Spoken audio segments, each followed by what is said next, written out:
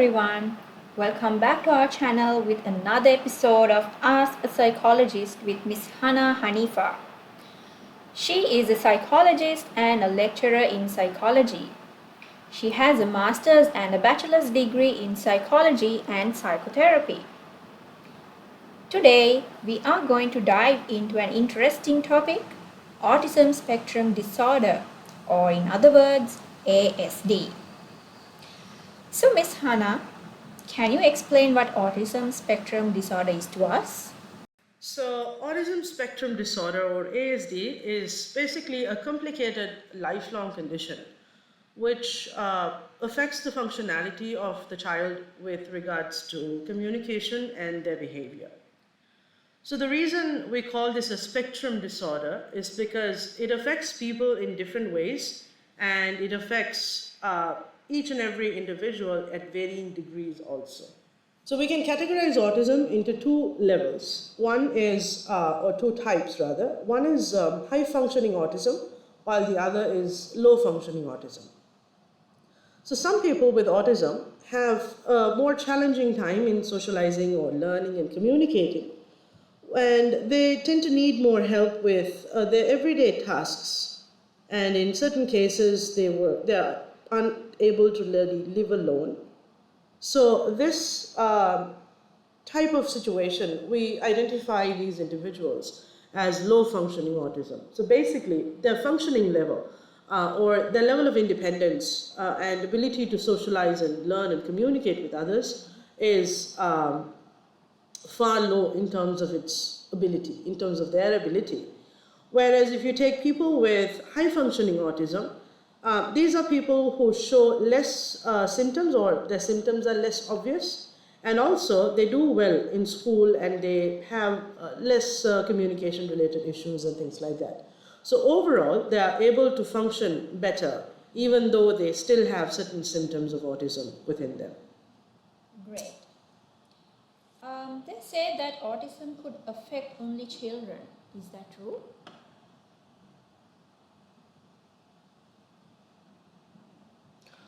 Not necessarily. So, like I said, autism is a lifelong condition, but the symptoms usually appear at the age of 2 or 3, and there are chances it could go undiagnosed for years in certain children as well. So, we do have scenarios where we have them confirmed as older children or teenagers, and in some cases, it doesn't get noticed until they turn into an adult. I see. So, can you let us know how to identify autism in a person, Miss? So, what are the symptoms?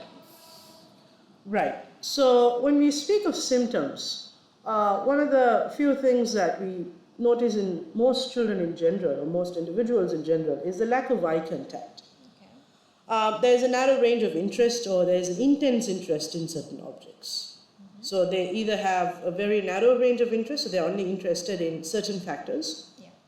or they're interested particularly and in an intense manner on certain types of behaviors or activities. So particularly repetitive behaviors, repeating certain words, repeating certain actions or phrases, rocking back and forth. These types of things are very common in these children. And they also like to fidget with objects and high sensitivity to sound. So they would not really, they're generally highly sensitive. So they are sensitive to various sensory inputs. So basically sound, touch, smell, and also don't like to be held or cuddled with. They generally have problems understanding or using speech. They tend to kind of find it difficult to understand even facial expressions or gestures. And they may not sometimes notice a tone of voice change, or it's also difficult for them to kind of plan things or get things done. Right. So basically, when you do things with them and you're working with them, there has to be a routine and they have to adapt to it. So when you plan things with them, it's important to make sure that it follows a routine and a style or a pattern, because a change of routine might be a little difficult for them to adapt to. So these are the general symptoms. So particularly when we speak about gender, Autism can sometimes be different in women compared to men.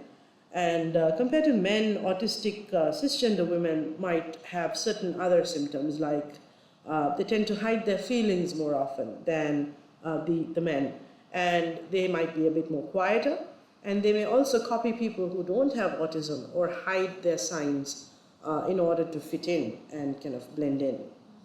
They also seem to deal better in social situations, and they might also show fewer signs of repetitive behaviors compared to men in general.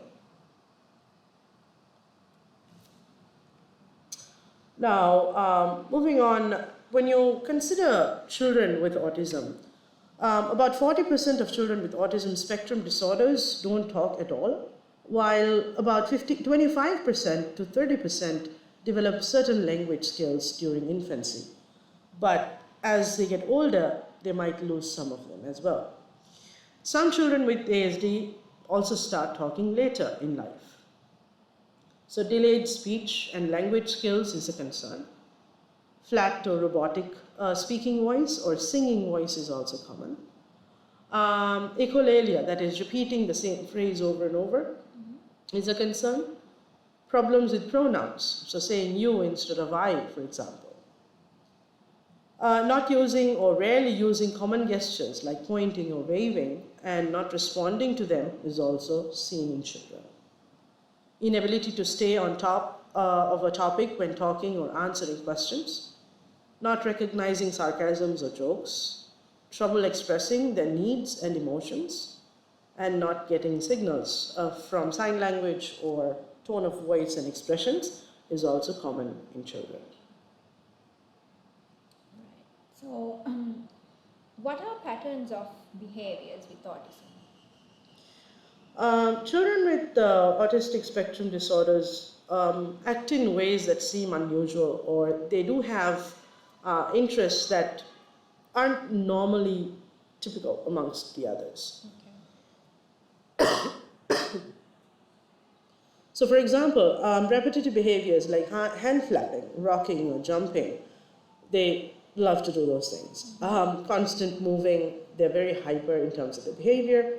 They might be fixated in certain activities or certain objects for a very long time. So they'll just find it comfortable and they'll stay with it. Whereas a regular child without autism would be bored with the same activity for a prolonged period of time. Yeah. Specific routines and rituals, like getting upset when a routine is changed, even in the slightest manner, could be common in these children. They're very sensitive to touch, light, or sound. They don't like to take part in make-believe or imaginative play, just like the other children. They're fussy in their eating as well, so they have fuzzy eating habits. They lack coordination and therefore are pretty clumsy at times. Impulsiveness, so acting out without thinking. So they're impulsive at times where they should be calm and remain calm. And at times, they could also display aggressive behavior, both with themselves or with other people as well. And the most common symptom of all is the short attention span in most children. So, parents, keep an eye out of these signs. If you notice more than 2 or 3 of these symptoms, please seek professional help and a formal diagnosis. So, Miss, we have discussed a few types of other conditions in our previous interviews. Are there any types in ASD as well, and what are those types? So they were thought to be separate conditions, but now they all kind of fall under the range of ASD. So that is why we call it a spectrum disorder, right? So we have a range of conditions that falls as part of this particular term or this particular condition. So we see this as an umbrella term that basically shadows all these different types of conditions to be kind of part of the series. So sometimes it's a little difficult to diagnose a child with one or the other conditions, as they may feel like they overlap or they might coexist in certain children. However, there are certain distinct features that allows us to separate them as these types. So the first condition or the first type we see is autistic disorder, that is the classic autism condition itself. So this is characterized by significant language delays, social and communication challenges, and unusual behaviors and interests, and often includes intellectual disability also. The second one is known as Asperger's syndrome. So this is generally milder in terms of symptoms of autistic disorder.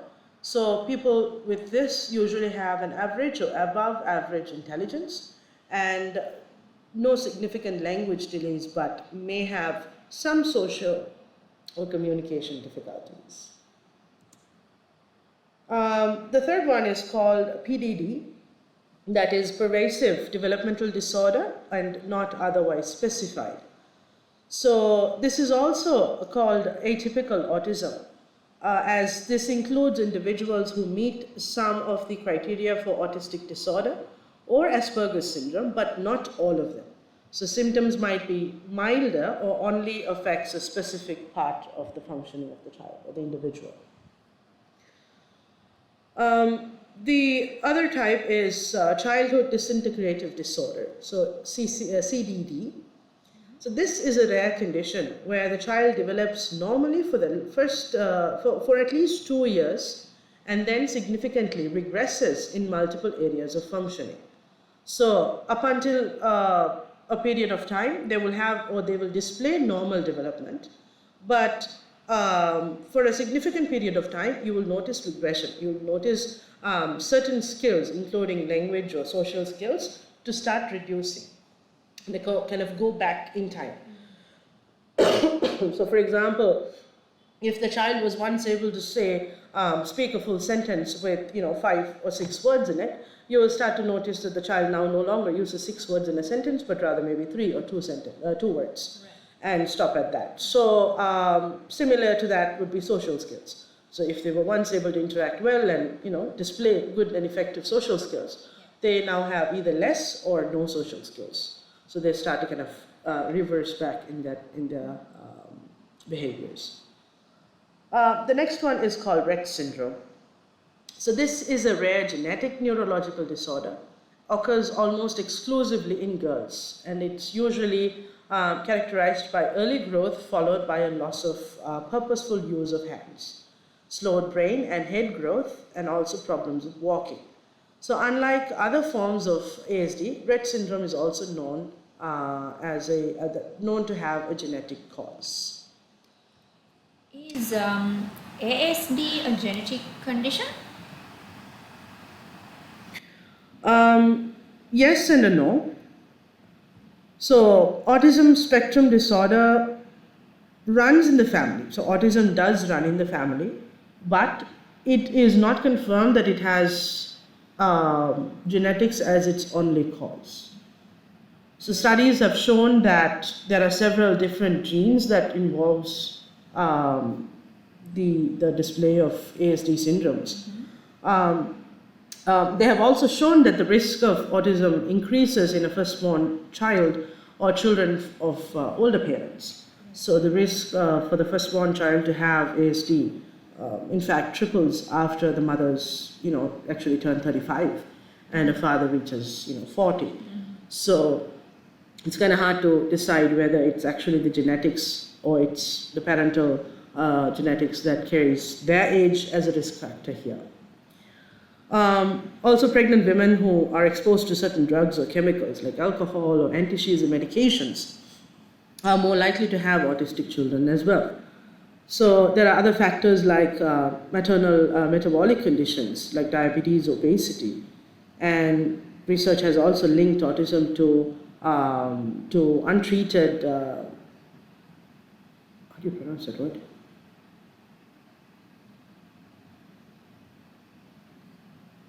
PKU, you just go with PKU.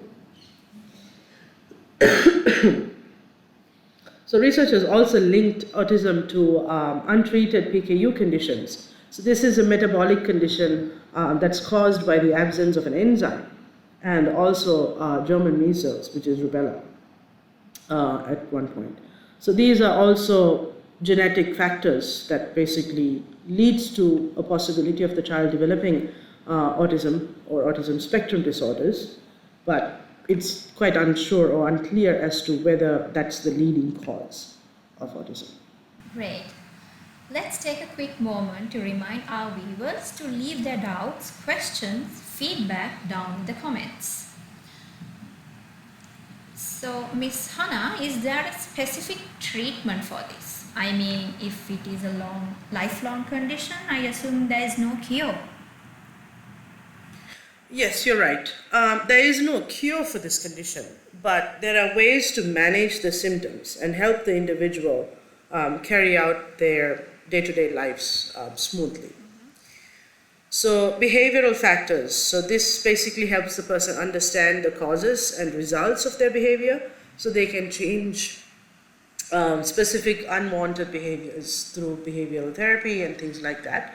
So monitoring and managing their behavioral symptoms and behavioral factors could help them develop healthy ways of dealing with their day-to-day problems that could arise as a result of it. When you look at the developmental aspect of it, speech therapy is another supportive and a very effective form of treatment. So speech therapy improves communication skills, physical therapy improves motor ability, occupational therapy works on life skills. So this helps them, develop various areas of skills that are necessary that may or may not develop as a result of the existing condition with autism. So getting children or the individuals enrolled in such programs would be effective if they could start early, far along with the diagnosis, if it was an early diagnosis. Otherwise, even if it was later that it was identified, supporting the individuals with these therapies through a professionally trained individual, or kind of getting them to engage in such activities at home with the help of parents or caregivers would also be sufficient. The next one is the psychological help. So psychological treatment usually involves CBT. So we have spoken about CBT even in our previous videos for other conditions. So cognitive behavior therapy basically helps people deal with their thought process and basically helps people deal with distorted thinking. So CBT often helps deal with the other conditions that could be associated in addition to autism. So when you're dealing with autism, it's not that you are trying to help autism directly with CBT, but you're rather helping the individual deal with the anxiety, the depression, or the other mental health issues that could arise as a result of autism and living with autism and the challenges of life with autism, and that in return could help them manage autism itself more effectively. And the other thing is the educational aspect of it. So adapting different learning processes to the needs of people with autism. So basically kind of helping the individual understand what their needs are, and also to help their family and their friends understand the needs of a person with autism, so it makes it easier for the person to manage themselves around them. Right. So sometimes it's unawareness, right? So the caregiver or the parent or the siblings, friends, they are unsure as to how to deal or interact with this person who is autistic. And that could be challenging for the person that's affected, because they're disturbed by it, or they're bothered by it, they're irritated by it. So when they resist help, or when they resist, assistance due to their inability to deal with sound or touch or something like that, that makes things difficult. So therefore, education is really, really important for both parties when autism is in the picture. And the next thing is social relations. So this is quite similar to the previous one. However, here you focus on helping the individual better their social skills and help them build emotional bonds, because expressing emotions and understanding emotions are two areas that people with autism struggle with. So therefore, if they are struggling to understand emotions, and if they are finding it difficult to express emotions, helping them learn how to do it effectively could help them build better relationships with others, because they're better at reading other people's emotions and also identifying their own. And last but not least would be the medications. So these work to ease the symptoms of ASD. So, for example, attention problems or hyperactivity or anxiety, these things could be managed or controlled with the help of medication. So they don't necessarily cure it, but they rather help manage it and put it into control. So it gives the individual the chance to manage their emotions or manage hyperactiveness in a more smoother manner than they would without the help of the medication. Right. If you or someone you know might have ASD, please don't hesitate to seek professional help. Early intervention can make a big difference. You can leave us a comment with your questions and doubts, and we will get back to you with a new video. Thanks for watching. If you found this video helpful, please give it a thumbs up and share it with others who might benefit. Don't forget to subscribe to our channel for more educational content.